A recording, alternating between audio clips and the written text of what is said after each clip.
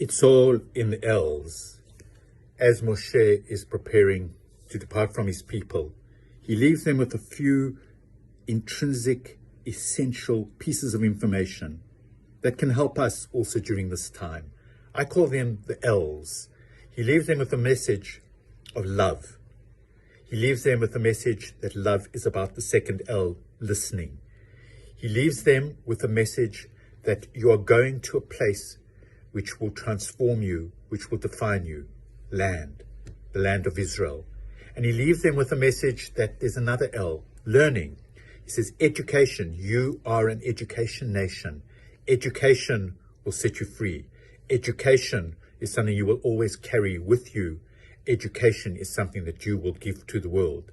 Love and listening, learning and land.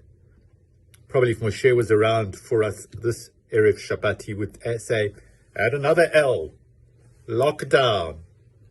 So we're back into lockdown. It's wearying, it's tiring, it's tiresome.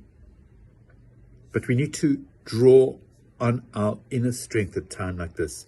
Most of us, or many of us at least, are suffering from fatigue. And with that fatigue comes often a compassion fatigue as well. That we just feel too tired, don't really want to reach out to other people. But this is dafka the time that we need to. We dafka need to remember the messages of Moshe as we go into yet another lockdown. Those messages of listening out to our own inner voices that are telling us if we need support or help, get it.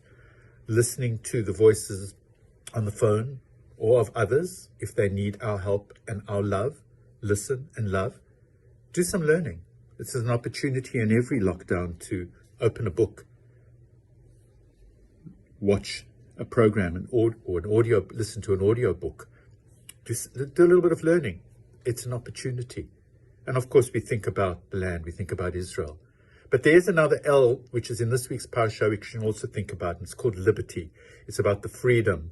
And freedom, Ra'eh Anochi Noten Lifnechem Hayom, I'm giving before you today, God says, a choice between blessing and the curse, between life and death, as Moshe says later on. In other words, he's saying one thing that is always in your control is the freedom to choose how you are going to respond and react to a particular situation.